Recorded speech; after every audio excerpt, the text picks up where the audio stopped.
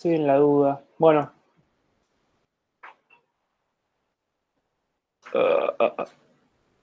Porque tengo las dos clases. Bueno, vamos a arrancar por acá, que me parece que es mejor. Yo arrancaría por H, Dinusel. Sí, sí, sí, sí, sí, sí, sí, sí. Sí, y es que no iba a arrancar por eso, por eso. Además ya tengo, a ver, acá. ¿Se ve ahí? Loading. Sí. Perfecto. Bueno, convección.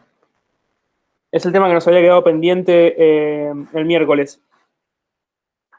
Quiero discutir varios aspectos teóricos de la convección y después vemos el tema de intercambiadores de calor.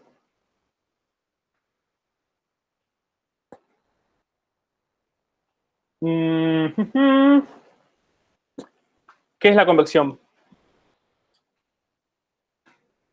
A grabar.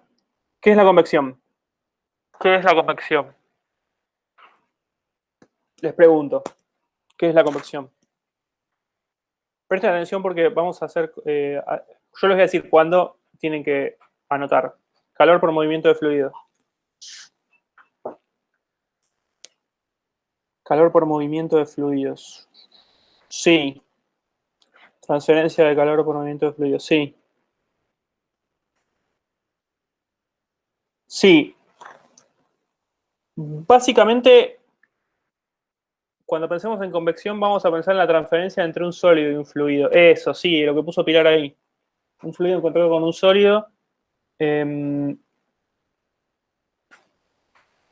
Vamos a transferir calor del sólido al fluido o viceversa. Puede ser también del fluido al sólido. Y vamos a pensar que esa transferencia está muy influenciada por la velocidad del fluido. O sea, que el fluido se mueva. ¿Sí? Porque si el fluido no se moviera, básicamente tendríamos una conducción, ¿no? Y ya lo sabemos resolver. El fluido se comportaría como un sólido si estuviera quieto, y la transferencia de calor ya la sabemos modelar con ley de Fourier y listo. El problema es que si el fluido se mueve, si yo uso Fourier, encuentro que la tasa de calor intercambiada es menor que la real. Yo calculo, hago la cuenta y me da 15 joules por metro cuadrado, o 15 watts por metro cuadrado, con Fourier. Y en realidad estoy transfiriendo 150. O sea, ojo con esto, esa es la magnitud de la diferencia, ¿eh? Es muy grande la diferencia. No es un detalle. No es que digo, bueno, puedo corregir un poquito la conducción, agarro Fourier, multiplico por 1,1 lo que me dé Fourier y ya está. No. Realmente la tasa de intercambio de energía por convección es mucho más alta que por conducción, en la gran mayoría de los casos. Porque ahora me van a decir, ay, no, yo encontré un ejemplo donde... Sí, bueno, puede ser que hay un ejemplo que sea solo un poquito más, pero en general es mucho más. La convección transfiere mucha energía, mucha más energía que la conducción. Bien.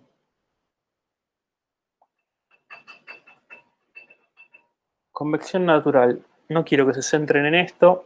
Esto es lo que quiero mostrar.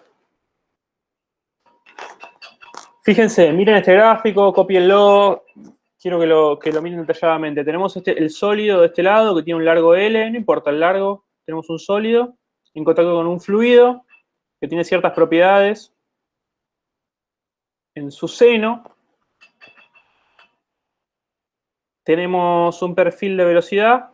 Acá la velocidad está denominada como U. Tenemos este perfil de velocidad que tiende a cero. ¿Sí? El fluido acá lejos está quieto. A medida que se aleja del sólido, la velocidad tiende a cero. Y tenemos también un perfil de temperatura adyacente al sólido, ¿sí? Que también depende de X y de Y. En este caso, el calor claramente está fluyendo del sólido hacia el fluido porque la temperatura de la pared es mayor que la temperatura en el seno del fluido. ¿Qué son estas dos? TBL y HBL, les pregunto. ¿Qué es TBL y HBL? ¿Qué es eso?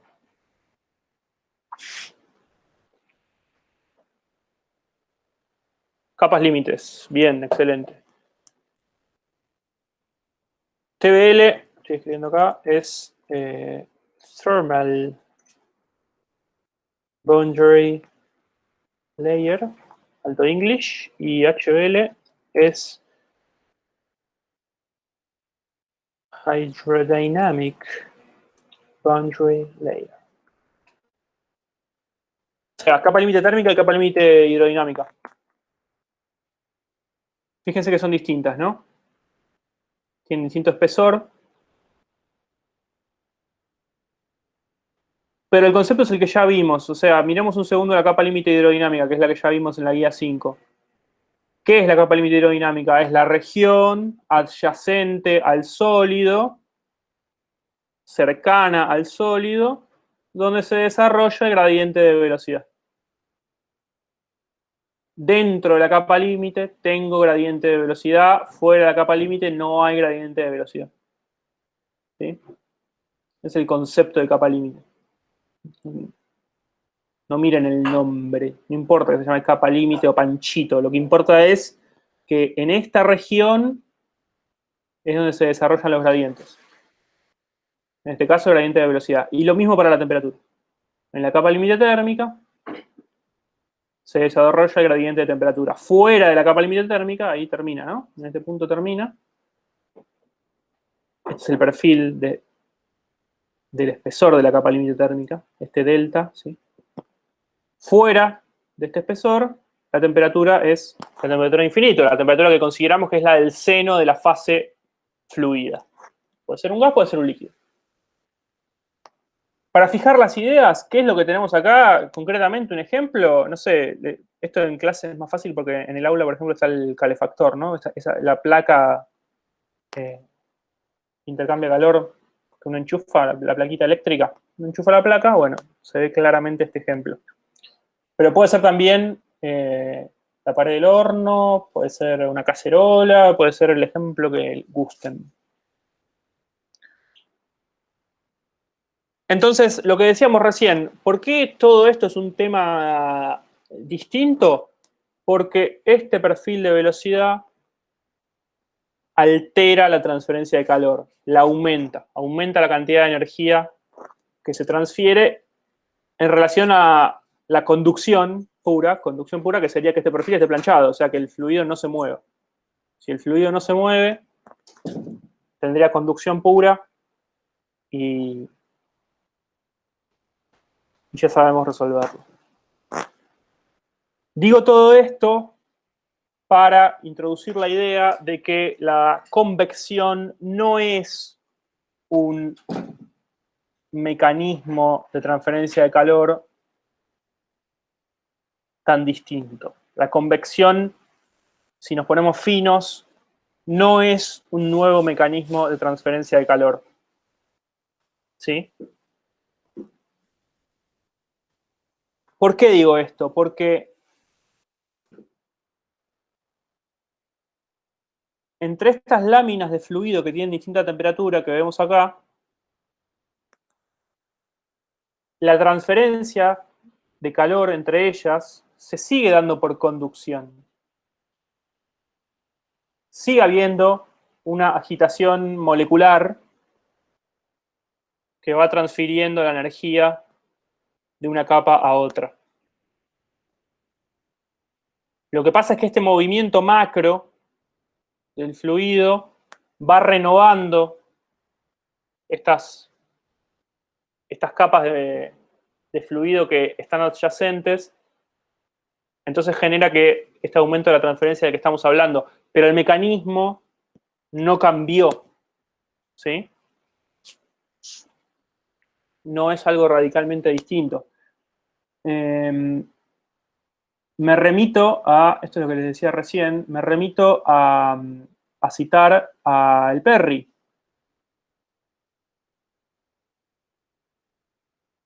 ¿Qué dice el Perry acá? Fíjense, heat transfer, modes of heat transfer, o sea, modo de transferencia de calor. Convection, esto. La convección es la transferencia de energía por conducción y radiación en un fluido que se mueve.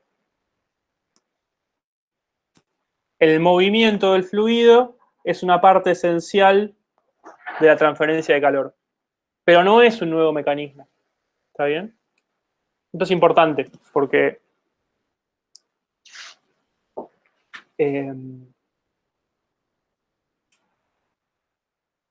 va a traer ahí algunos problemas conceptuales. ¿Esto es convección natural o no nos importa? No importa, Franco. La diapo empezaba con convección natural para dar un ejemplo y no añadir el movimiento macro del fluido en toda la fase, digamos, pero la idea es exactamente la misma. O sea, el perfil de velocidad, en vez de converger a cero, convergería a la velocidad que tiene el seno de la fase y sería todo exactamente igual. ¿Sí? Cualitativamente, ¿no? Está claro que el flujo de calor va a aumentar con convección forzada, sin duda. Pero esta idea de que tengo capa límite térmica y tengo capa límite hidrodinámica y el perfil cualitativo de temperatura, el perfil cualitativo de velocidad es la misma. Lo único que cambiaría es que, ahora lo muestro de nuevo en el gráfico, la velocidad convergería a la velocidad de infinito que trae el fluido, igual que aquí a 5. Bien. ¿Y el perfil de velocidades va para arriba por algún motivo en especial? Buena pregunta. O se podría escribir para abajo y sería lo mismo, para el caso. Bien, excelente. Sin duda va para arriba, siempre, sin excepción, porque, o sea, nunca va para abajo porque la gravedad va para abajo en este dibujito. Vuelvo un segundo a la diapo, así hablamos con el dibujito. Ahí estamos. Este perfil siempre va para arriba porque la gravedad está yendo para abajo, porque el empuje va para arriba, porque estoy hablando ahora sí de convección natural, y en convección natural la fuerza impulsora de este movimiento es la diferencia de densidades entre los distintos elementos de fluido. Y esa diferencia de densidades, o en todo caso la fuerza de empuje que surge por esa diferencia de densidades, va siempre en contra de la gravedad, va siempre hacia arriba. ¿Sí? Entonces, sin duda, cuando hable de convección natural, el perfil de velocidad es hacia arriba. Ahora, si estuviera hablando de convección forzada, sí este perfil podría ser para abajo, para arriba, depende de dónde ponga el ventilador, ¿no? Depende para dónde esté soplando el ventilador, la bomba, lo que sea. Exacto, la diferencia de densidades es la razón del movimiento en convección natural.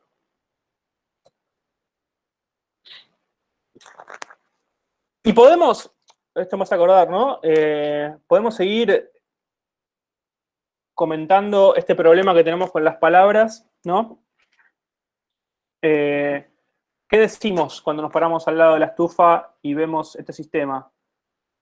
El calor sube, ¿no? Lo voy a escribir acá, el calor sube. El calor sube. Bien, esa es la expresión, como ya dijimos, que diría mi tía Marta. Y mi tía Marta se estaría contenta con esa expresión y le sirve porque va, pone las manos en la estufa y si tiene las manos frías se calientan las manos. Fin. No podemos pensar como mi tía Marta porque eso nos va a traer problemas para resolver los ejercicios y para tomar decisiones en la vida real técnicamente. Entonces, pregunto, ¿cuál es la expresión correcta que reemplaza la expresión incorrecta de mi tía Marta? El aire caliente sube, gracias, exactamente. El aire caliente sube. El aire caliente sube, ¿sí? Empujado por el aire frío que está abajo, ¿sí? Digo esto porque ahora es importante porque ahora si googlean convección aparecen un montón de dibujitos mostrando que el aire caliente sube y el aire frío baja y eso no sería la convección tampoco, no es de lo que estamos hablando. Ese es el movimiento generado por por esta diferencia de densidades, que sin duda es un movimiento significativo y que hay que tener en cuenta, pero no... El foco tiene que estar puesto en la transferencia de calor entre el sólido y el fluido. Después de esa transferencia, como el aire se calienta o como el fluido se calienta y todo, va a pasar ese... Pero viene después. El movimiento es como que viene después. Primero viene la transferencia de calor. Y quiero que el foco tiene que estar en la transferencia de calor. ¿Sí? Ahí tenemos que poner el foco. En la transferencia de calor, entre el sólido y el fluido. Después, si además eso genera un movimiento que le permite a un planeador, a un ala delta o al cóndor, que uno dice, ¿no? El cóndor agarra la térmica. ¿Qué significa que agarra la térmica el cóndor? Que el bicho planea en una corriente de aire que está un poco más caliente que el aire adyacente y lo sube, lo eleva. ¿Sí? Se monta en la térmica y así vuela el cóndor. El cóndor no agita las alas, porque si las agitara, moriría, básicamente, porque tiene una envergadura de 3 metros. O sea, le costaría mucha energía mover las alas al cóndor, entonces no las mueve, simplemente planea. Como Buzz Lightyear, no vuela, cae con estilo. Bien.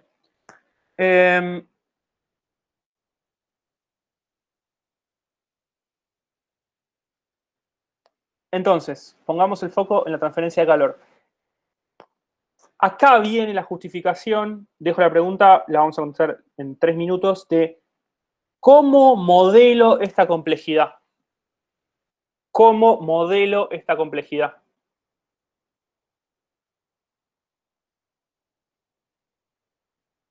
¿Cómo modelo esta complejidad? ¿Se ve esto? ¿Se ve esta pregunta? O sea, me preguntan cuántos joules van de un punto a otro. ¿Qué respondo ante esto? Les pregunto. Me preguntan cuántos joules van de un lado a otro. ¿Qué respondo con lo que ya sé?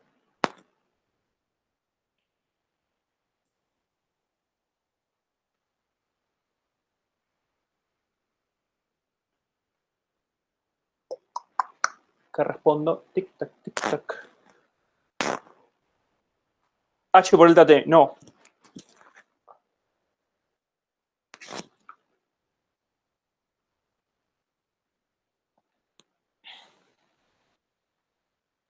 Mirando esto que tengo acá.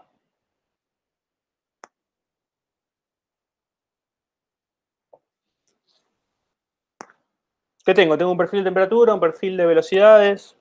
¿Cómo trabajamos con eso? ¿De dónde sale eso? ¿Cómo obteníamos nosotros perfiles de temperatura, perfiles de velocidades? Balances micro, exacto. Balances microscópicos, exactamente. Y esto es lo que quiero que vean. Los balances microscópicos siguen valiendo. Si yo planteo balances microscópicos acá, me van a predecir este perfil de temperatura y este perfil de velocidades. Exactamente. ¿Sí? A esto iba con que quiero atacar la complejidad de la convección, con que no quiero que les quede grabado que convección es H por delta T. Sí, vamos a hacer cuentas con H por delta T, ya hicieron cuentas con H por delta T, no es solo H por delta T. Debería quedar claro cuando veo esto, que si yo planteo un balance micro, predice perfectamente qué es lo que está pasando acá. ¿Sí? ¿Cuál es el problema de eso? ¿Cuál es el problema de plantear el balance microscópico? Está picante resolver, difícil y complejo, excelente. ¿Por qué? Porque voy a tener dos balances micro con dos ecuaciones diferenciales que van a estar acopladas. Porque si ven el balance micro de la ecuación de energía, tiene la velocidad en varios puntos. Y esa velocidad va a estar variando con el balance micro de cantidad de movimiento. ¿Sí? Vamos a hacerlo. Lo tenemos acá. Esto es como utilísimo.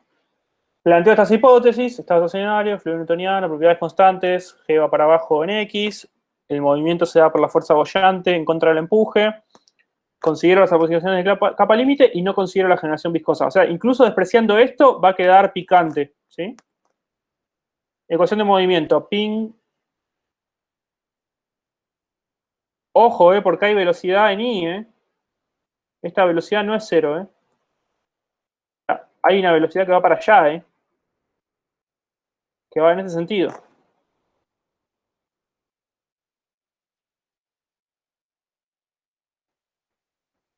Hago aproximaciones, no importa, no las miren. Estoy simplificando el gradiente, ¿no? Este gradiente de P lo estoy escribiendo como ρ por G. O sea, estoy planteando básicamente hidrostática. Estoy simplificando, estoy diciendo que el gradiente de presión se va a aproximar a hidrostática. Entonces reemplazo eso, acá. Donde está el gradiente de presión, pongo eso. Otro problemón. ¿Cuál es la hipótesis que escribíamos como robots en todos los problemas? Propiedades constantes. Flujo incompresible, propiedades constantes, claro. Y acá resulta que la densidad va a variar. Y esa variación de la densidad va a ser significativa. Entonces, considerando la temperatura de film, ahora vamos a hablar de esto, no se preocupen, es una temperatura promedio entre la temperatura de pared y la temperatura de infinito. Aproximo y digo que ρ va a ser prácticamente constante en la capa límite térmica y que la voy a evaluar a esta T de film. ¿Habrá algún punto donde el fluido tenga T de film? Sí, probablemente, pero va a ser un solo punto. Yo estoy proyectando esta temperatura de film, para calcular todas las propiedades a esta temperatura. ¿Sí? Es una forma de sacarme de encima esta variación que existe, pero hago aproximo, listo, me la saqué de encima. Fantástico. Ahí reemplacé. Y acá está, ¿no? Esta es la fuerza boyante de la que hablábamos. Esta diferencia de densidades es la que va a impulsar el fluido hacia arriba, menos G. ¿Se ve ahí? Esta es la fuerza boyante. La fuerza impulsora del movimiento hacia arriba. Este delta ρ.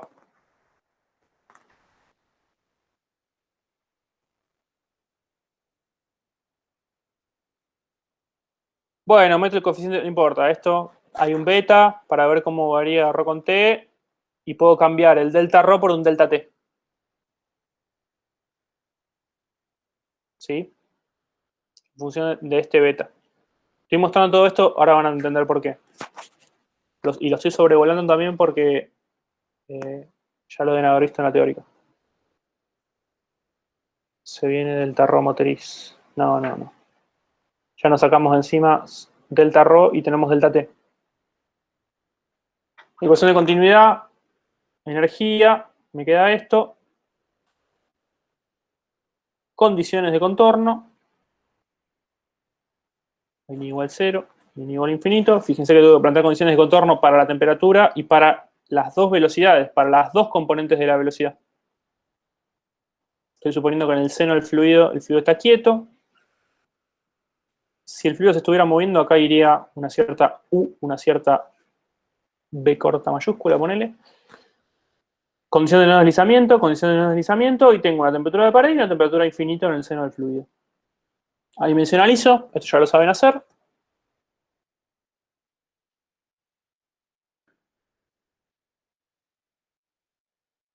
No tengo una velocidad característica, así que la escribo en función del Reynolds.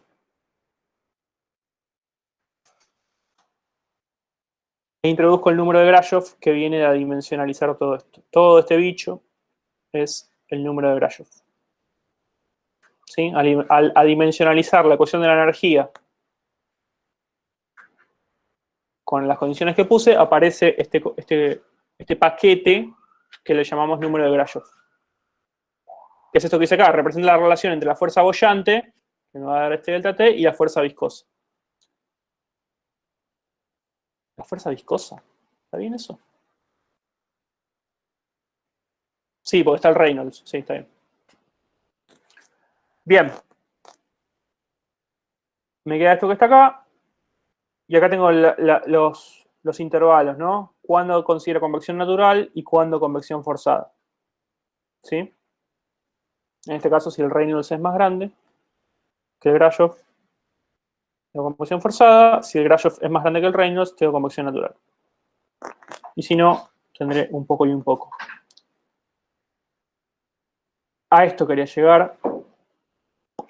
Voy a definir el número de Nusselt, que es el adimensional, es la derivada adimensional de la temperatura evaluada en la pared, justo en la interfase sólido-fluido. Atención con esto, pónganse un cartel. El número de Nusselt no compara dos procesos en serie, como sí hace el número de Biot, por ejemplo. O como el número de Reynolds, que compara las fuerzas viscosas con las fuerzas inerciales. El número de Nusselt no compara dos procesos. El número de Nusselt es la derivada adimensional de la temperatura en la pared. Entonces, el número de Nusselt tampoco es la derivada adimensional de la temperatura en cualquier lado. Es en la pared. Evaluada en la pared. Cuando digo en la pared, digo justo en la interfaz sólido-fluido. Justo en ese punto, donde en esa primera lámina de fluido que está pegada a la pared. ¿Sí? Y esto, ¿no? En la dirección perpendicular a la superficie del sólido, que es la dirección en la cual se transfiere el calor. El calor se transfiere en la dirección perpendicular a la superficie del sólido. Por eso estoy buscando definir esto. Bien.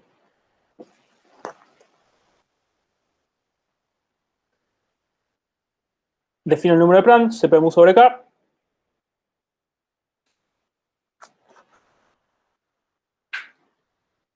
Que es el cociente entre nu y alfa. E introduzco el número de Planck en la ecuación de energía. Acá están las velocidades, ¿no? Que decíamos. ¿Sí? Acá está la ecuación con el número de Planck. Esto ya lo vieron, cómo funciona el tema del espesor de la capa límite térmica y la aerodinámica, la relación a través del Planck. Este es el número de Rayleigh, que es el producto de Grashof sobre el Planck, no me importa ahora. Esto quiero ver. El número de Nusselt depende de estos tres.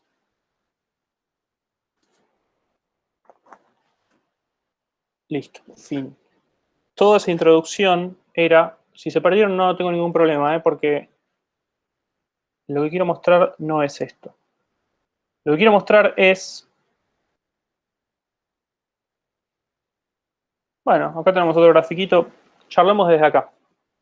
En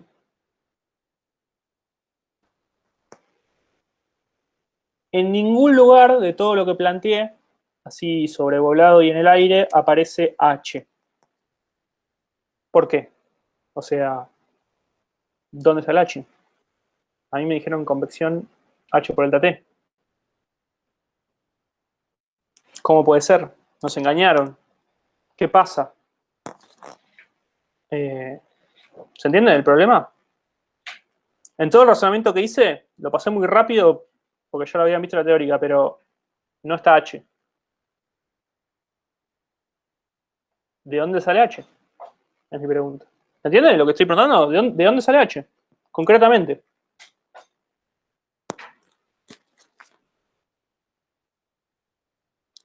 ¿De dónde viene? ¿Por qué lo planteo? ¿Por qué planteo que Q es igual a H por la notación que tenemos? Tenemos TW, que es T de pared, menos T, vamos a ponerle del fluido. Porque te conviene. Porque conviene. ¿Por qué conviene?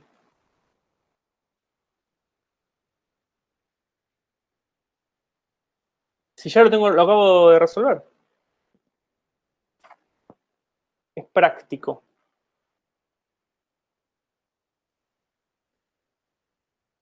¿H sale de resolver ese planteo horrendo? No, H no sale de resolver ese planteo. ¿H no está metido en el Nusselt? Sí. Está metido en el Nusselt, está relacionado con el Nusselt, pero no lo... Acá no lo introduje, o sea, Nusselt es la derivada dimensional de la temperatura en la pared. Claro, pero es por la derivada. Está implícito ahí. No está implícito. Yo puedo resolver el problema sin usar H. O sea, todo lo que acabo de plantear, y ahora me van a decir, bueno, pero lo planteaste para convección natural. Bueno, les puedo demostrar que también lo puedo hacer para convección forzada, no cambia nada, solamente, como les dije recién, cambia las condiciones de contorno. ¿Dónde está H? La respuesta es, ya lo dijimos, no está. O sea, no lo necesito. ¿Por qué planteo H?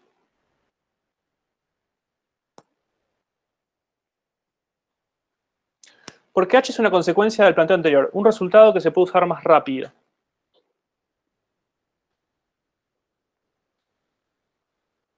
Uh-huh. Uh-huh. Bien. Y entonces, es una consecuencia del planteo anterior.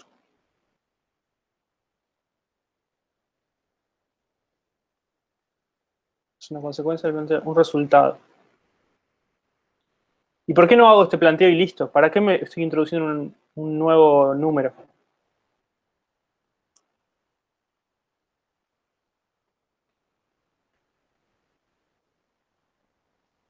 Sí, va por ahí, Franco, está bien, porque el planteo es horrendo. Y entonces,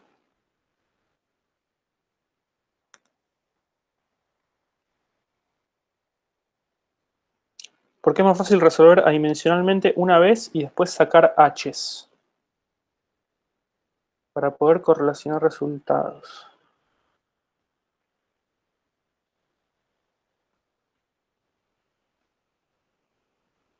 Por tu salud mental. Sí, va por ahí, pero no me terminan de cerrar la idea, porque esto que pone Orlando acá, no estoy de acuerdo de que es más fácil resolver adimensionalmente una vez y después saco los H's de acá. Porque ya les anticipo que los H's no van a salir de ese planteo que acabamos de hacer. Porque si no, estaría introduciendo ahí un número más de algo que ya puedo plantear antes. O sea, no salen de acá los H's. No salen de ese planteo.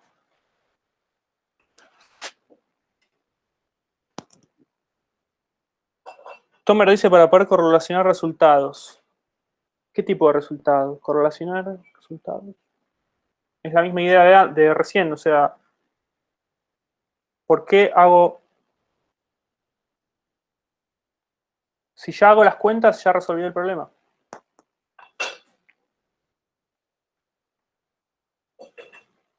Si tengo una lista de H's, puedo saber qué usar cuándo y no me tengo que meter a hacer el balance de micro para cada caso. Bien. ¿Y de dónde sale la lista de H's? Seguimos rondando la respuesta y no empírica. Gracias, Orlando. Gracias, Orlando. Empírica. Esa era la palabra clave. Del Perry. Sí, del Perry, Tomer, pero ¿qué? Cada línea del Perry es una tonelada de trabajo. Exacto. Llegamos al mismo problema, y esto ya lo saben, que con el CD. Otra vez tenemos dos enfoques. Otra vez tenemos dos enfoques, el analítico y el empírico. Y la forma sencilla de ver esto, que es prácticamente incorrecta, que está mal, es decir, convección es H por delta T. Convección es H por delta, o la convección es un mecanismo más de transferencia de calor. Acá presten atención, por favor, copien, anoten, pregunten si no entienden. Esta parte es la clave.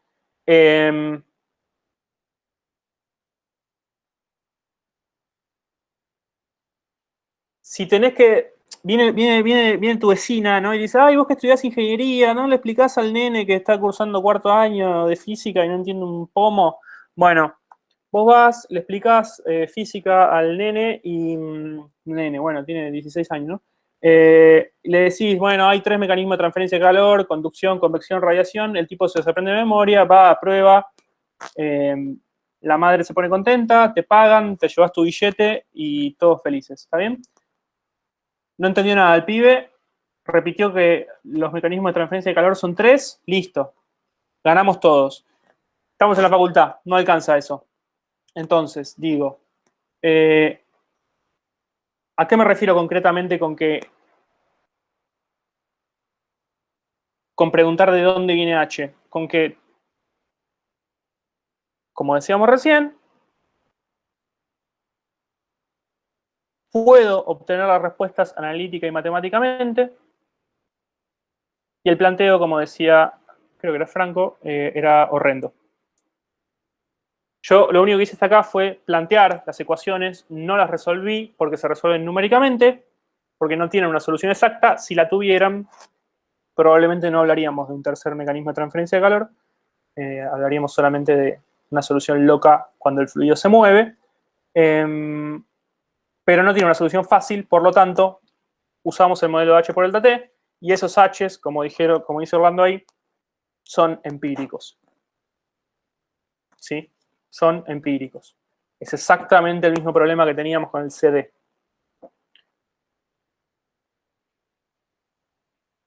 Página 17 del compendio. Ya mismo. Página 17 del compendio. Lo que voy a ver es esto. Correlaciones para el coeficiente pelicular de transferencia convectiva de calor. O sea, todo esto, coeficiente pelicular de transferencia convectiva de calor, se resume en H, en distintos modos y geometrías. Y acá está. Flujo paralelo a una placa plana. Tengo el dibujito para ser más claro. Y tengo las correlaciones del número de Nusselt, porque ya sabemos que el número de Nusselt es H por X sobre K. En este caso es un Nusselt local, porque ya sabemos que en la placa plana, igual que el Reynolds, tengo un Reynolds local que va cambiando a medida que avanzo en la placa. Pregunto, para cerrar estas ideas que acabamos de discutir,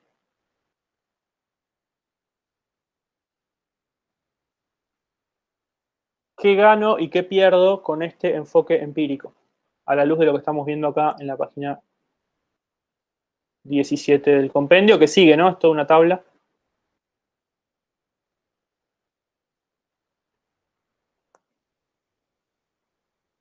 ¿Qué gano y qué pierdo?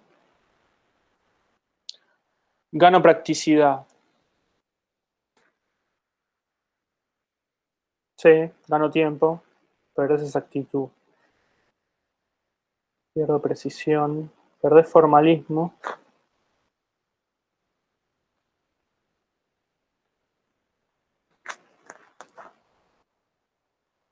Sí.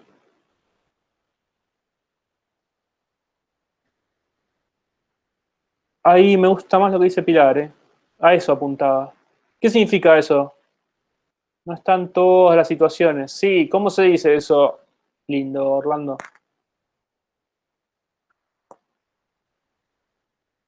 Eso, generalidad. Pierdo generalidad.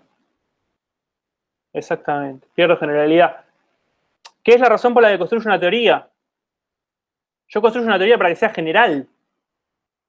Digo, teoría gravitatoria sirve para describir el movimiento de los planetas, de las estrellas, ¿no? y de la manzana que se cae. Un saludo a Newton. Ese es el nivel de generalidad que tiene y esa es la victoria intelectual del tipo. El grado de generalidad. Por eso es una teoría. Esto no es una teoría. Entonces, sacrifico generalidad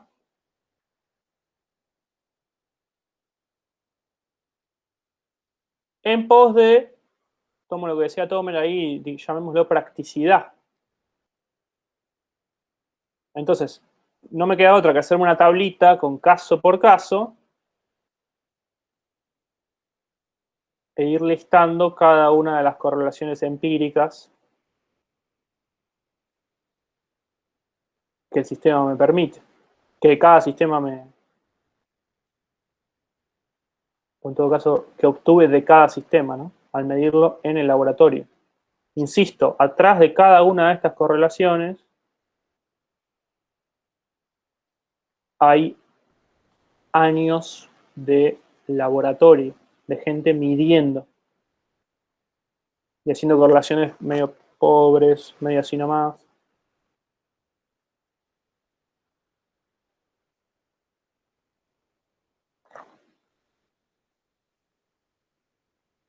Como el gráfico que era solo para esferas, exacto. Igual que ¿qué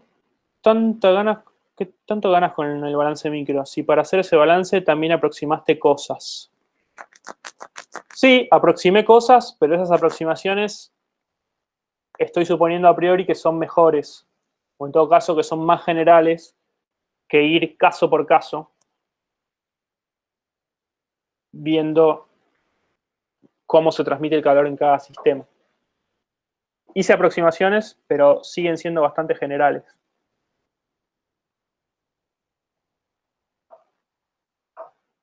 Hay aproximaciones y aproximaciones, sí, exactamente. Porque también podrían no haberlas hecho, o sea, yo habría, no sé, por ejemplo, ahí cambié la densidad, cambié el perfil de densidades por un delta rho. Bueno, podría no haberlo cambiado. Eso es interesante, a ver si empezamos a vincular las cosas. ¿Cómo hago para no, qué es lo que tengo que poner si no quiero poner una rho moñito? Puse ahí una rho moño constante. ¿Qué pongo si quiero ver cómo varía rho con una ecuación de estado? Bien, bien, una ecuación de estado. Bien, ahí vamos haciendo sinapsis. Exactamente, una ecuación de estado.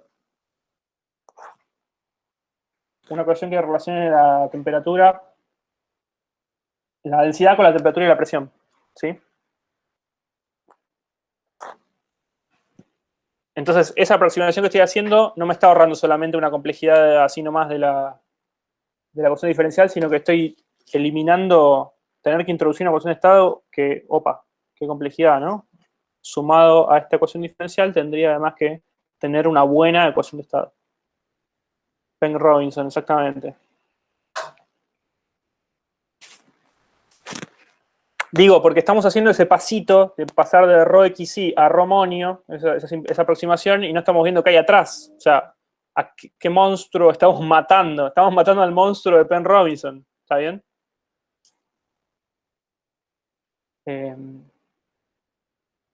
O sea, quisiéramos que fuera gas ideal y solamente fuera P sobre RT, pero no. ¿Está bien? O no en todos los casos. Entonces, toda esta complejidad de la que estamos hablando, no metimos ninguna complejidad de la geometría, ¿no? Porque yo hablé un montón de placa plana. O sea, toda esa pequeña deducción para hacer aparecer los números adimensionales era de placa plana. Si tuviera esféricas o cilíndricas, bueno, ahí aparecerían esos términos locos que aparecen en cilíndricas y en esféricas. Pero bueno, me sirvió para introducir los números adimensionales que son los que se ven acá. O sea, cuando yo correlaciono en Nusselt, lo correlaciono con Reynolds, Brandt. Acá tengo Reynolds, Brandt. En algún otro, acá tengo Raleigh, que fue el número que mostré recién, que es el Grashof por el Brandt. Si tengo convección natural, Reynolds y Brandt, Reynolds y Brandt. Reynolds y Brandt. Ojo con los intervalos de validez de las cosas. Tengo varias correlaciones. Ese es el nivel de pérdida de generalidad, ¿no? No solo una vez que tengo el sistema definido, encima tengo dos correlaciones, por ejemplo. O más, después voy a tener más. Ojo con el rango de validez. Acá me están diciendo que vale para reinos mayor a 10.000, cuando L sobre D es mayor a 10. ¿Qué significa esto? ¿Qué significa esta condición? L sobre D mayor a 10. ¿Qué significa? L sobre D mayor a 10. ¿Qué significa? Batubos, sí. Desestimo borde, no. Está la idea ahí, Tomer, pero no se dice así. ¿Borde de qué? No sé.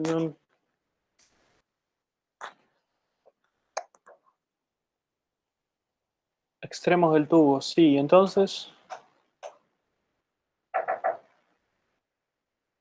tubo muy largo, no. No. En el compendio no están los números adimensionales, ¿no? Sí, están, ahora te digo qué página. ¿Que es más largo que ancho? No, nada, no. Flujo desarrollado. L sobre D mayor a 10 es la forma matemática de decir flujo desarrollado.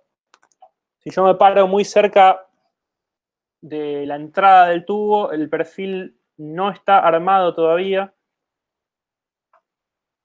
y la transferencia de calor no va a ser igual que cuando el flujo ya está desarrollado. En términos de guía 4, la velocidad X que depende de X, sí es función de X. ¿Está bien? No tacho esa funcionalidad. Me preguntaban dónde estaban los números adimensionales. Están al final. A ver ahí. Acá estaba lo de Bessel.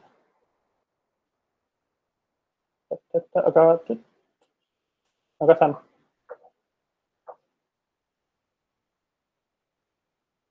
Acá tienen los números adimensionales. Esta es la columna de masa.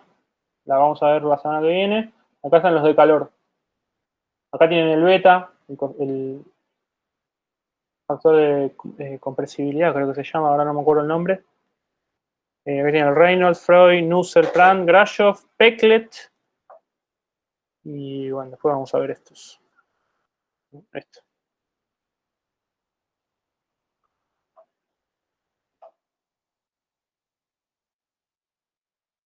¿Esa relación es suficiente para decir que es desarrollado o es solo una forma de comunicarlo?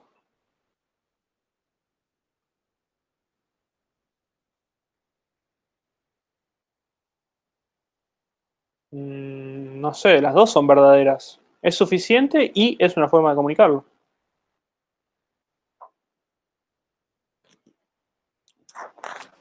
Concretamente, esa relación, o sea, el Nusselt que calcules con esa relación no vale al principio del caño. Tenés, por ejemplo, un tanque conectado a un caño, o bueno, un caño conectado a un tanque, hasta los primeros tramos de longitud donde L sea menor a 10 diámetros, supongamos que el diámetro es de 1 pulgada, o sea, 2,54 centímetros, los primeros 25 centímetros, esa correlación no vale para la transferencia de calor. A partir de ahí, sí. Spoiler, en general, cuando el flujo no está desarrollado, intercambia más calor. Cuando el flujo ya está desarrollado. Pero bueno, es difícil hacer un sistema donde el flujo nunca esté desarrollado. O sea, el flujo desarrollado es estable. Bien.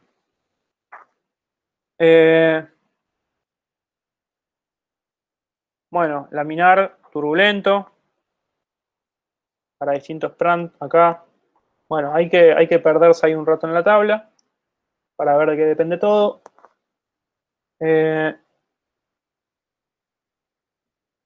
Quiero ir a esto. Ahora cambiamos de presentación. ¿Alguna pregunta más de la tabla? Voy a sacarla.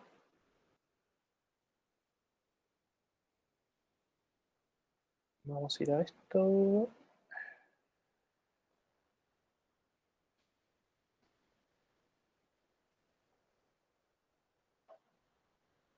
Esto.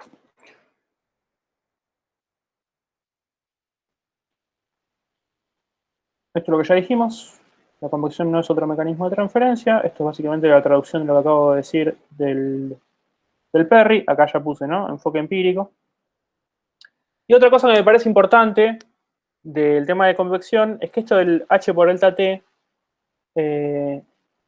escribir Q es igual a H por delta T, es un invento de Newton también.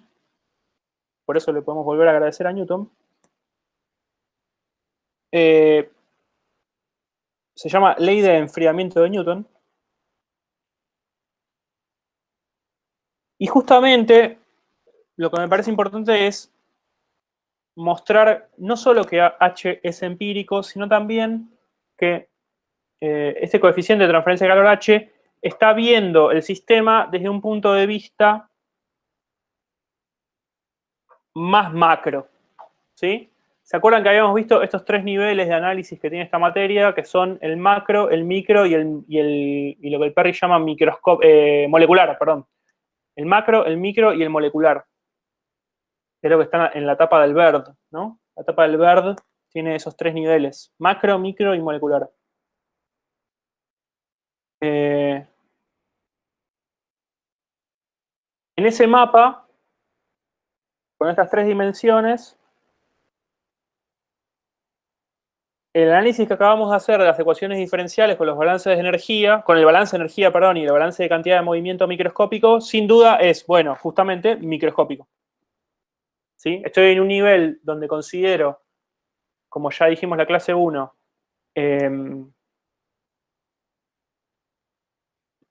como válida la hipótesis del continuo, ¿sí? El camino libre medio de las moléculas es mucho más chico que las dimensiones típicas que estamos considerando y por lo tanto puedo considerar que el sistema es continuo y lo puedo modelar matemáticamente como un continuo. Y en este mapa decía, cuando yo escriba H por delta T, sin duda estoy pensando en un nivel macro. Sin duda estoy pensando en un nivel macro. ¿Sí? ¿Qué significa esto concretamente? Que cuando yo use H igual 3,2, no voy a ver el perfil de temperatura. H nunca me va a contestar cuál es el perfil de temperatura. Ese perfil que yo mostré recién, adyacente al sólido, del lado del fluido, H no lo va a contestar.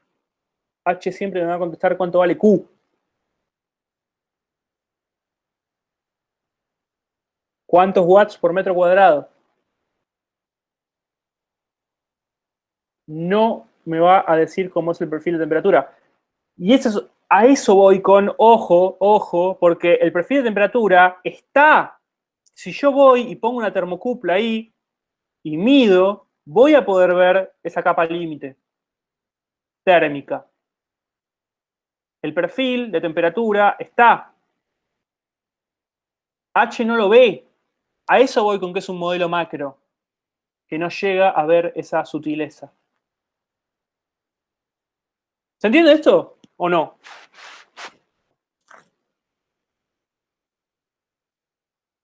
¿Se entiende? Porque es una idea compleja. Poder repetir. Bien. Digo, nunca voy a poder construir el perfil de temperatura a partir de H. Yo sé que existe ese perfil de temperatura porque o fui a medir para distintos puntos adyacentes al sólido la temperatura o porque resolví las ecuaciones diferenciales micro. H por delta T nunca me va a decir cuál es el perfil de temperatura, porque justamente tiene un delta T macro. Es como querer explicar el perfil de velocidades a partir del CD o el Fanning. Exacto. Podemos dar transferencia de calor en 2 semanas porque tienen todo eso encima.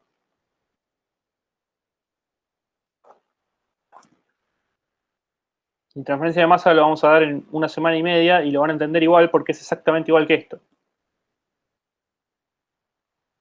¿Se ve?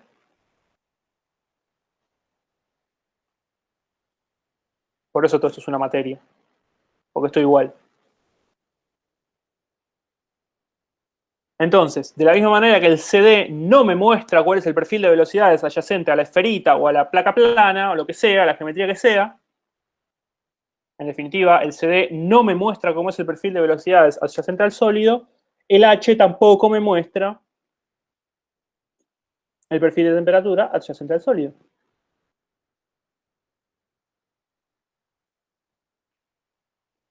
¿No es acaso la misma ecuación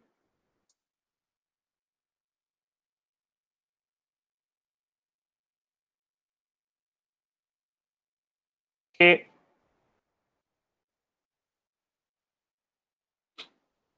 para la fuerza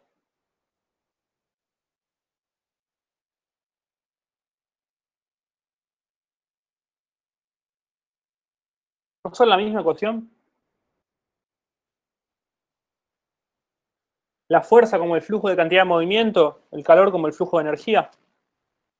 El flujo es proporcional a la fuerza impulsora. ¿Cuál es la fuerza impulsora de la transferencia de cantidad de movimiento? La diferencia de velocidades. ¿Cuál es la fuerza impulsora de la transferencia de energía? La diferencia de temperaturas. ¿Dónde están los perfiles de velocidad en la primera ecuación? No están.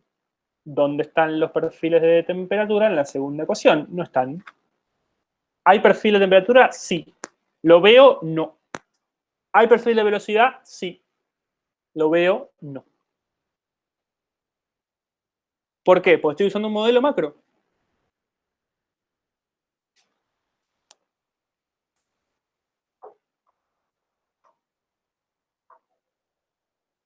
Y en particular, en la primera ecuación, estoy usando un modelo macro que puedo, en el caso de la fuerza, ahí puse la fuerza sobre una esfera, eso es la ecuación de Stokes, ¿no?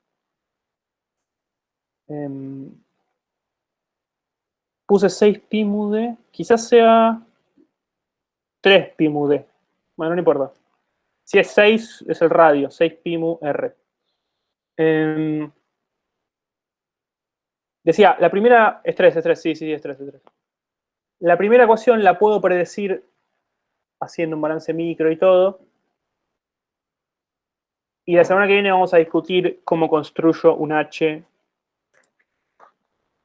desde lo micro. ¿Se puede hacer un H desde el balance micro? Sí. En algunos casos lo vamos a ver. O sea, puedo deducir un H analítico. En la mayoría de los casos no. Tendré que medirlo.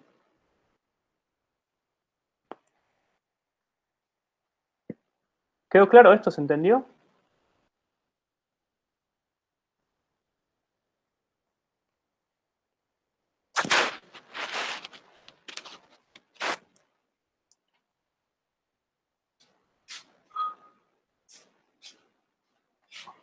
Se ve, perfecto. Es una idea compleja, es una idea que no se puede subrayar, ¿no? Explotan los profesores de técnicas de estudio, ¿no? Estallan en el aire con sus resaltadores. Quiero subrayar una idea principal del texto. No hay, es complejo. Hay que decir muchas cosas para transmitir esta idea. Quiero subrayar que H es empírico. Bueno, subrayalo. No entendiste un pomo. Pero recién dijiste que H es empírico. Sí, H es empírico. Pero no alcanza para explicar H.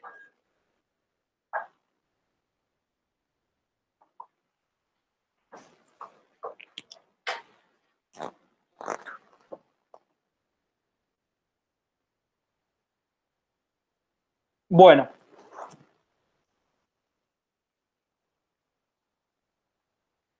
Vuelvo a la presentación. ¿De qué depende H? Pregunto, ¿de qué depende H?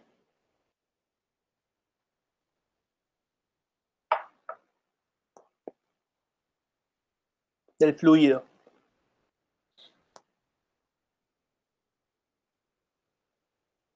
Sí, ¿de qué más? De la geometría. Sí, ¿de qué más?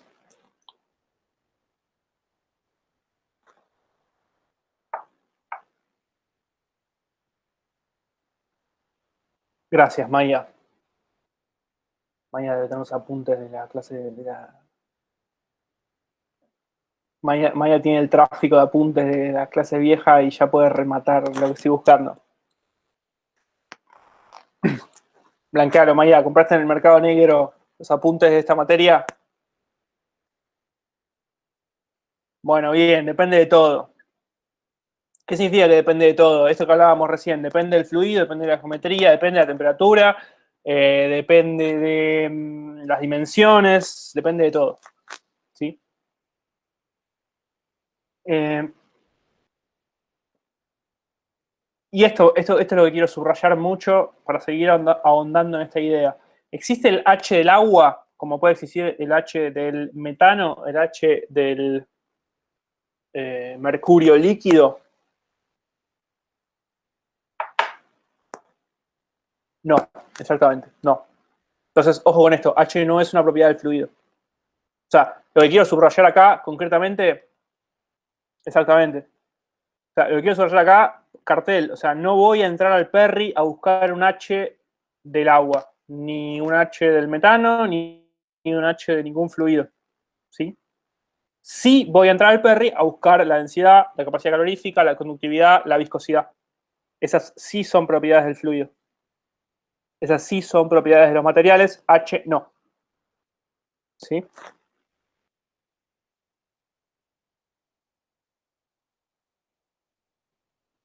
Eso que dice ahí.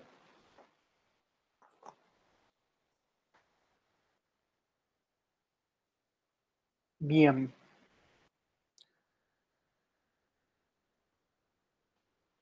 Esto, ¿no? ¿A dónde van los joules? ¿De dónde a dónde? Si no es un nuevo mecanismo, ¿por qué definir H? ¿Qué gana? ¿Dónde está acá? ¿Qué pasa con el perfil de temperaturas en el fluido? ¿Dónde está? Bueno, ya respondimos esto, ¿no?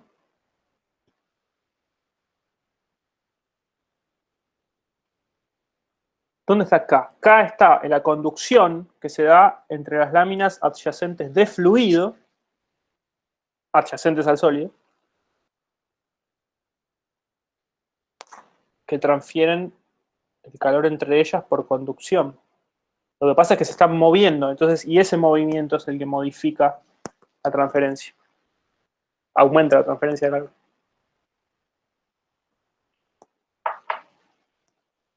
¿Qué gano? Ya lo respondimos. Practicidad. Busco la tablita, saco Nusselt, despejo H. Fin. No tengo que resolver ningún balance diferencial. Acá está lo que veníamos hablando. El Nusselt es la derivada dimensional en la pared y también es esto. H por la longitud característica sobre K del fluido. Acá está H. ¿Sí? Entonces el flujo de trabajo es siempre el mismo. Entro a la tabla con la geometría, calculo Reynolds, Brandt, si necesito el Rayleigh o el Grashof, despejo Nusselt, hago la cuentita con la correlación empírica y de esta cuenta que está acá, sin ver esta derivada pertenece al mundo micro. Esta cuenta es del mundo macro. Esta es una buena ecuación, ¿no? Para ver el mundo micro y el mundo macro igualados a través del número de Nusselt.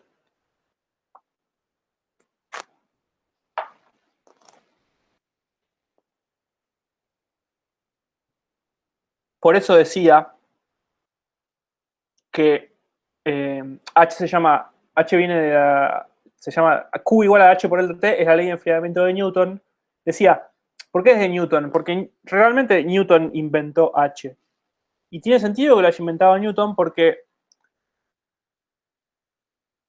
paradójicamente, no estaba planteando Newton, el que inventó el cálculo diferencial, no estaba planteando la derivada de la temperatura en ese punto.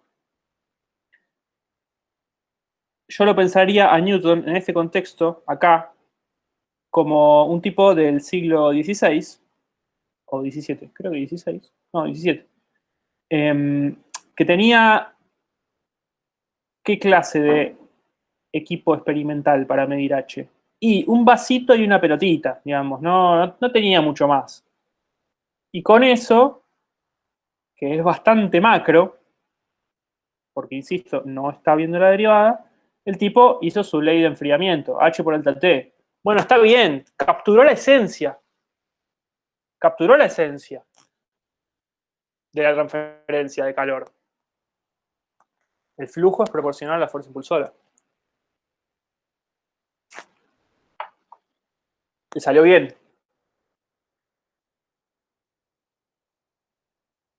¿Cuál es el problema? Bueno, la generalidad, ¿no? O sea, qué pena. A mí me gustaría que H fuera un valor universal. Yo querría que h fuera un valor universal, como la constante de gravitación. Listo, encontré la respuesta a todo, pero no, depende de todo. Bueno, estuvo bien.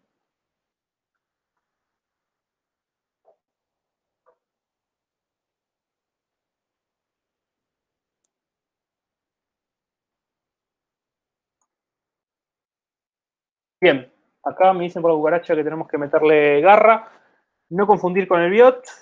Este K es el K del fluido. Si ponen el K del sólido, esta misma cuenta es biot. Ojo con eso. No confundir, no tienen nada que ver, no se comparan entre sí, no se confundan. Bien. ¿De saco Nusselt? Compendio, página 17. Ya lo dijimos. Practiquen y lo vemos. No, y esto ya está. Fin. Bien. ¿Preguntas sobre esto? ¿Sobre cómo calcular H? Así saltamos a intercambiadores de calor.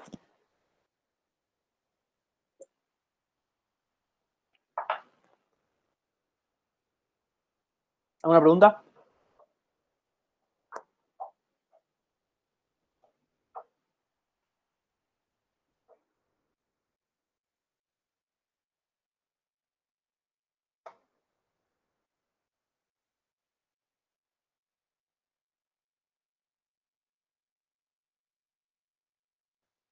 Genial.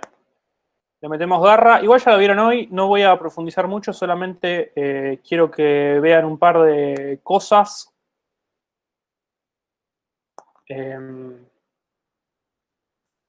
Realmente no hay mucho para hablar, ¿eh? O sea, sobre todo a la luz de lo que ya vieron hoy. Así que no me voy a detener mucho. Solamente lo importante. Intercambiadores de calor. Es un tema muy importante de la materia. Es la primera aplicación realmente seria que van a ver. Todo el diseño de intercambiadores de calor clásico está basado en lo que vamos a ver ahora. Y lo que vamos a ver ahora es el intercambiador de doble tubo. Esto se llama doble tubo. Tengo un tubo que va por adentro, rodeado de un tubo que va por afuera. ¿Sí? Un tubo adentro de otro, básicamente. Un fluido va por el tubo adentro, el otro fluido va por el tubo de afuera. Este esquema, como está planteado acá, es claramente contracorriente. Existe también el cocorriente, en cuyo caso los dos fluidos van en el mismo sentido. En este caso están cruzados, ¿no? Uno va para un lado, el otro va en contra. ¿Sí?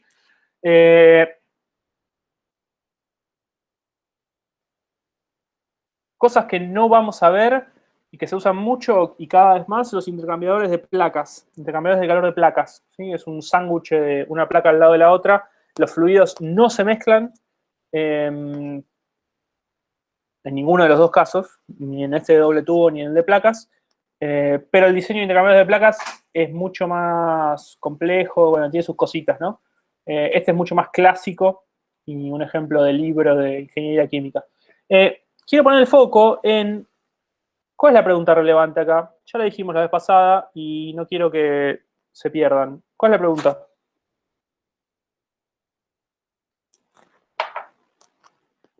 Gracias, Orlando. Dimensionar, exactamente. Concretamente, ¿cómo se traduce eso?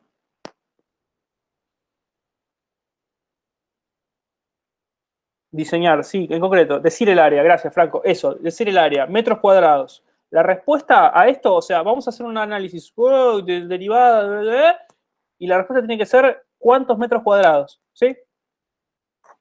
No nos perdamos. Yo tengo que contestar y si quiero ser más fino todavía, más fino en qué sentido, más concreto, concretamente lo que voy a responder es qué largo de caño. Más concreto todavía, o sea,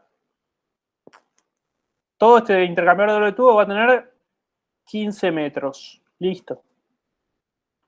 Diré eso y el diámetro de los caños, tanto el de adentro como el de afuera, y ya está. Bueno. Después, mírenlo, esto ya lo vieron hoy. Q por A por delta T, ¿no? Q es igual a U por A por delta T. Entonces, la pregunta acá es esta, por el área. El U lo vamos a calcular con resistencias en serie, como ya vieron. Voy a tener ¿Cuáles mecanismos de transferencia de calor? Ya, rápido, sin repetir y sin soplar. ¿Cuáles son los 3 mecanismos de transferencia de calor? Son 3. ¿Cuáles son?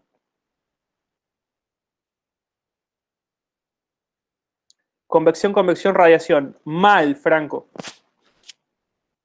Conducción, convección y radiación. Mal. No, me están contestando cuáles son los 3 mecanismos. Yo estoy preguntando en el intercambiador cuáles son los que... Yo tengo tres mecanismos en serie. CCCO. ¿Qué es eso? Con copia oculta. ¿Qué es eso? Contracorriente. No, esa es la disposición del flujo. No. Los mecanismos de transferencia.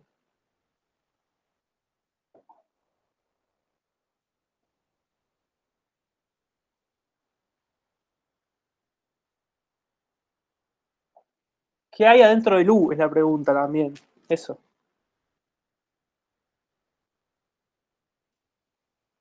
K. ¿Qué K? K y H. Bueno, son 3. Y K y H son 2. ¿Cómo puede ser?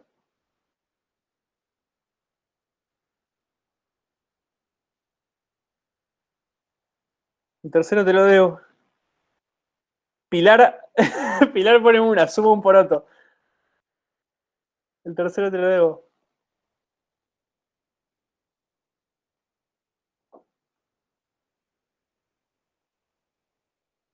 Lo acaban de ver hoy, boludo. ¿Qué están haciendo? Orlando, te vas. Si te pudiera sacar, te sacaría. Los dos fluidos. Hace menos de 4 horas. Resistencia a la convección en un fluido y en el otro las otras 2. Sí, es eso. Está bien, Bueno, Pilar pero completó su propio aporte. Ah, Está diciendo fluido, conducción, fluido. Eso, ahí está. Yo traduzco. Te doy intérprete hoy. mentira, no escribió eso. Resistencias a la convección en un fluido y en el otro las otras 2. ¿En el otro qué? No, porque puso resistencia a la convección en un fluido y en el otro, coma, las otras 2, haciendo referencia al es una de las 2 resistencias.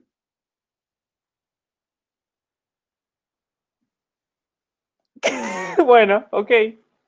Te Salvó. falta mucho Twitch para tener charlas así separadas por otros comentarios. Sí, te salvó Pilar. Te salvó Javier, Pilar.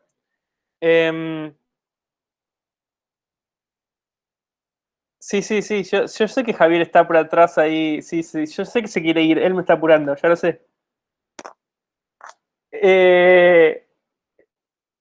Bien. Entonces, son 3 mecanismos de transferencia que están en serie y que son los siguientes. Convección interna, conducción en el sólido del caño que está en el medio y convección externa. ¿Sí? Son 2 convecciones y una conducción. ¿Sí? Es un mecanismo exactamente igual que en la serie 8, cuando teníamos, por ejemplo, una pared con aletas o sin aletas. Imagínense sin aletas para que sea más fácil, que yo tenía, por ejemplo, aire, una pared y agua. Entonces intercambio calor entre el agua y el aire y tengo convección, aire sólido, conducción en la pared y convección sólido agua. ¿Sí? Esos 3 mecanismos. Voy a tener que ir a buscar el compendio 2 H's distintos y además voy a tener que buscar la conductividad del sólido interior y su espesor, que también forma parte de la resistencia. Entonces, el U se arma con 3 mecanismos de transferencia. ¿Puede haber más? Sí. Si el caño, por ejemplo, es de 2 materiales distintos, tendrá 2 conductividades y habrá que sumar una más. Después van a ver en OP2 que puedo sumar una resistencia de ensuciamiento, que es ese óxido y la mugre que se le junta al caño, que también va a ser un mecanismo más de resistencia de transferencia, etc. Entonces, la transferencia en un intercambio de calor doble tubo es radial Y las tres resistencias que tengo son las que acabamos de mencionar. ¿Qué tan importante es esto? Muy, se lo tienen que saber de memoria. Hoy es viernes 9:30 de la noche, están en cualquiera, pero lo tienen que saber, o sea, de memoria. Todo lo que vamos a ver de intercambiadores de calor. Bien. Entonces, con esos tres mecanismos armo U, y todavía ni siquiera hablé de lo importante acá, que no es U, porque U ya lo deberían saber, ya debería calcularse sin pensar. De lo que vamos a hablar ahora es de cómo calcular delta T. ¿Por qué? Porque ¿cuál es la fuerza impulsora en un intercambiador de calor de doble tubo?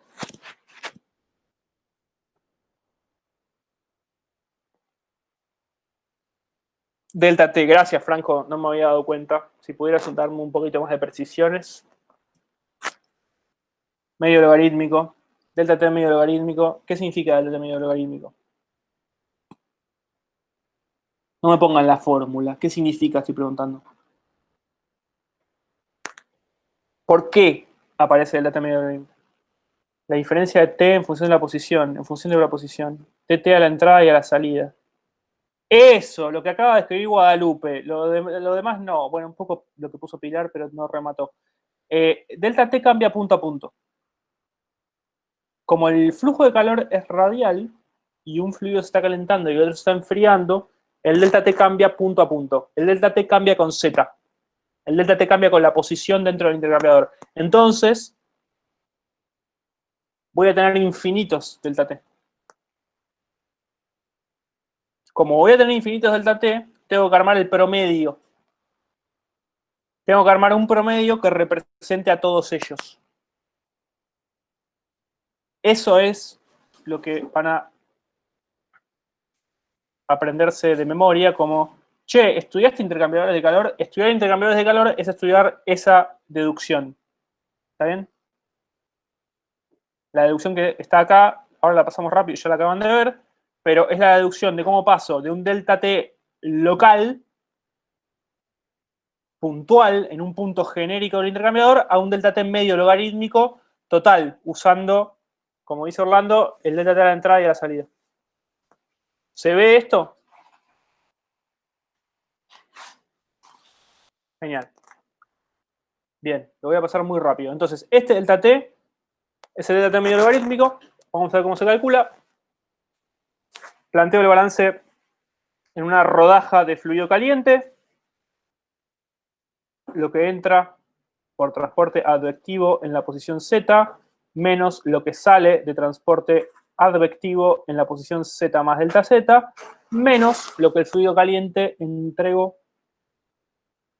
¿sí? En esa rodaja al fluido frío, que se escribe como U por A por delta T local. Este T es la temperatura del fluido caliente en la posición Z genérica y este T chiquita es la temperatura del fluido frío en una posición genérica Z. Este delta T es un delta T radial, que es la fuerza impulsora local de toda esta transferencia de calor. Acá dentro del U tengo, como dijimos recién, los tres mecanismos de transferencia de calor, que supongo que no van a depender de la temperatura. Voy a suponer que este U es constante, ¿sí? Es una de las hipótesis que pusimos inicialmente. Haciendo el balance en la rodaja, despejo delta T y delta Z, hago tender delta Z a 0 y llego a esto. ¿Se ve? Fundamental acá, porque si no la van a cagar, presten atención, pongan un cartel, este signo. En esta ecuación, lo más importante es este signo. Que esté o no esté. Porque lo que me está diciendo esta derivada es qué le pasa a esta temperatura a medida que aumento Z. Si está al menos, me está diciendo que esta temperatura baja a medida que aumenta Z. Repito, si está al menos, me dice que esta temperatura baja a medida que aumento Z. ¿Sí? Ojo con este signo porque no solo se pueden confundir, sino que les puede cagar la deducción y además es conceptual. Entonces vamos a buscar que este signo esté bien puesto. Esta fuerza impulsora siempre positiva. Siempre temperatura del caliente menos temperatura del frío. ¿Sí? Este signo me va a decir qué pasa. Ojo con el sistema de referencia. La dirección Z tiene que estar bien puesta. ¿Sí? Y obviamente el sistema de referencia está fijo para los dos fluidos. No cambia con un fluido y con el otro. ¿Está bien? Eso, en el final entra seguro esto. El delta T log medio, la deducción esta que estamos viendo, Orlando.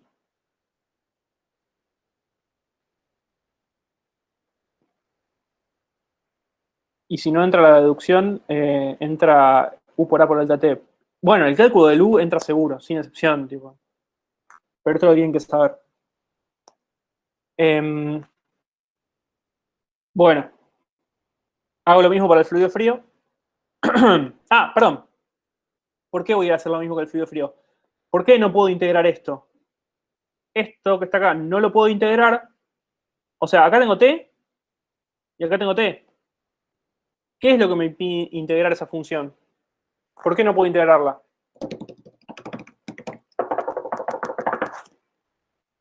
¿Por qué no puedo integrar esa función?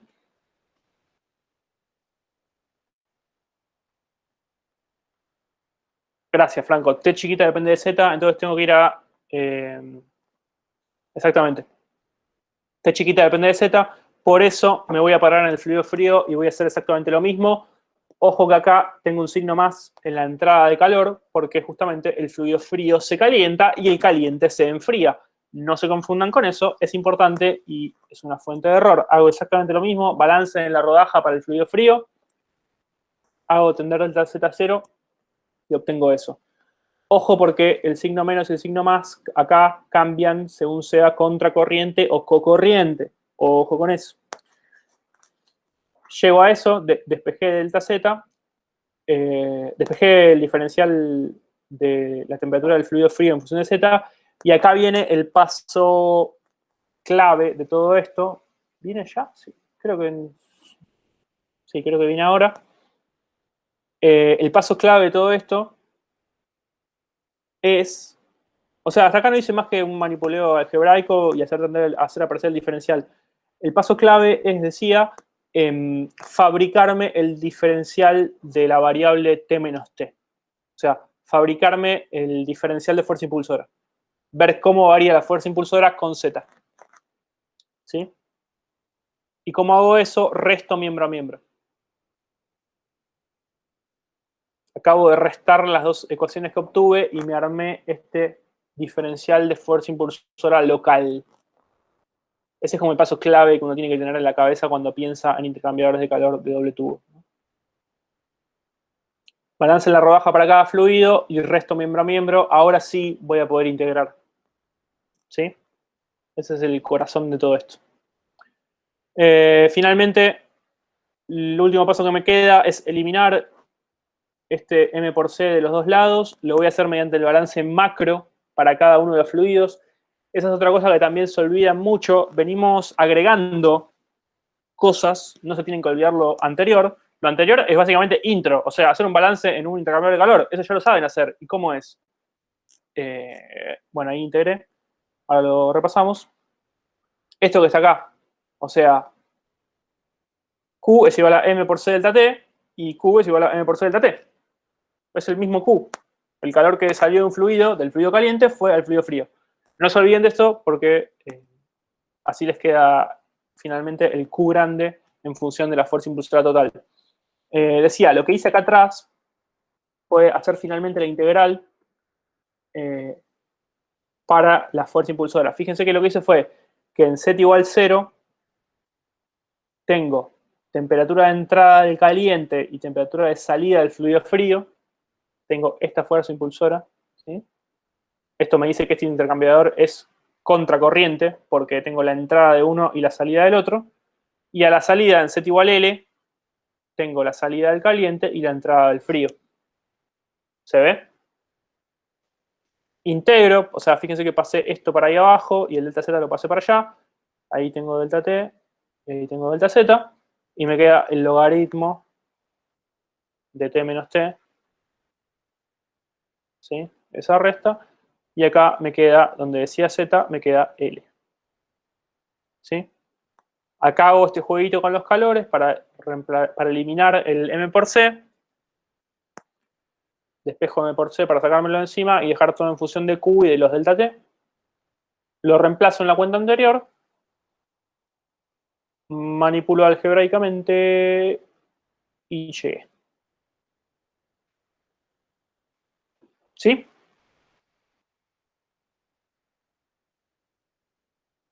Q es igual a U por A por delta T medio logarítmico. Ahora sí, esta fuerza impulsora es la representativa de todo el volumen de control. Lo calculé a partir de las infinitesimales fuerzas impulsoras que ocurren a lo largo de todo el eje Z. ¿Tienen que saber esta deducción de memoria? Sí. ¿La tienen que entender? Sí. ¿Tienen que saber todas las particularidades y los detalles? Sí, sin duda. No expliqué cómo calcular U. Piénsenlo, calcúlenlo, pruébenlo.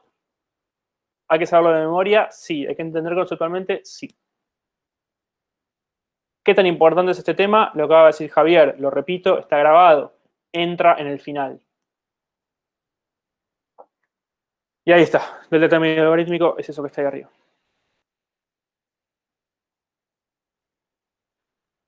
No importa esto, delta T. Bla.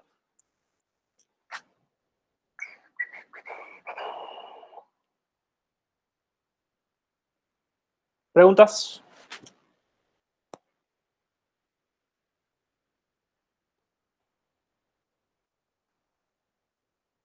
Genial. Ah, ahí subió el parcial Javier. De nada.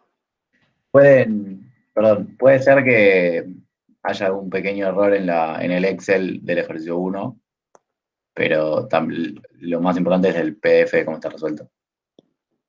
Genial.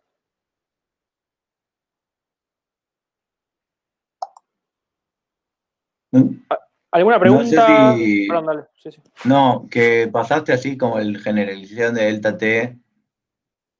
Entiendo que cuando decís generalización te referís a co y contracorriente. No sé si se refería a eso. A ver.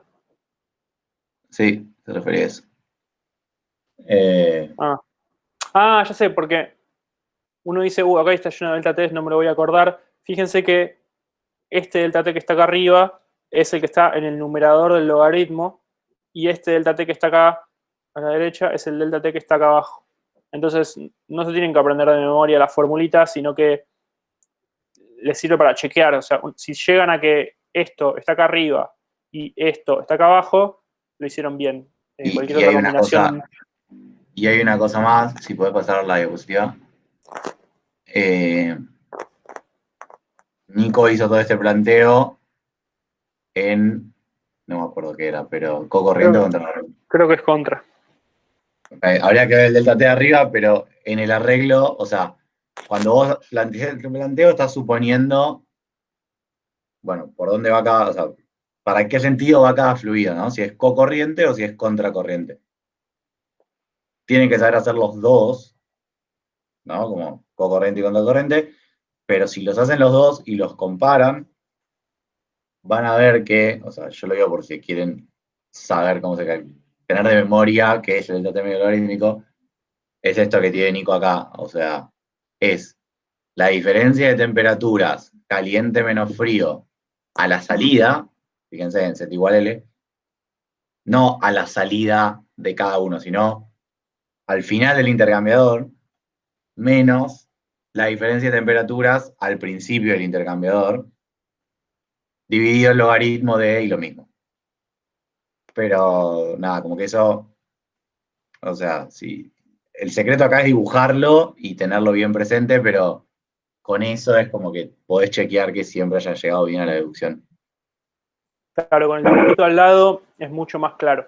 Si hacen el dibujito con el Z bien prolijo, con el 0 y L y las 4 temperaturas, bien marcadas, entrada y salida de cada fluido, se ve muy claro esto que estamos diciendo y les tiene que quedar coherente con la cuenta que acabamos de plantear. Este intercambiador es claramente contracorriente, ¿ven? Que me queda la entrada de uno y la salida del otro. la salida de Claro. uno y la entrada del otro. Claro, la expresión anterior es la más general, es la que pueden utilizar siempre. Y este es el caso cuando está esa es la que siempre pueden usarla. No importa si es co o contra, pero sí fijarse lo que dijo Javier, se paran en Z igual a L y miran cuáles son las temperaturas de cada uno. No importa si entró o salió, sino cuál es el de cada uno. Que en realidad en el que sigue, que es el que planteó Forto, ahí uno lo puede ver, bueno, este por lo que está ahí es en contra. Exactamente, ahí lo podés ver en contra. Porque está la de entrada de uno con la salida del otro comparándose en el mismo punto, ¿sí? TD menos TDS lo está mirando en X igual a L. Por eso es fácil identificar. El anterior era general y este es particular. Exacto. ¿Se entendió eso? Genial. Buenísimo. Bien, últimos minutos para que alguien haga alguna pregunta, si no queremos avisar algo nosotros.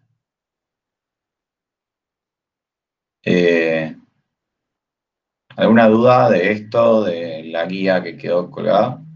El aviso en realidad es solo para quienes, o sea, es pedirle a quienes mandaron para la revisión, que son Bovino, Novoa, Amatraín y Brioso, que después se queden un momentito y lo vemos.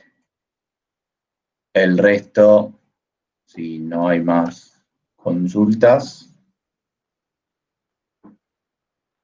no sé si alguno de los docentes tiene algo más por decir, si no, creo que No. No, yo no, nada. bueno, Buen fin de semana. buen fin de Buen semana fin a de- todos, nos vemos el miércoles entonces, o hablamos el miércoles.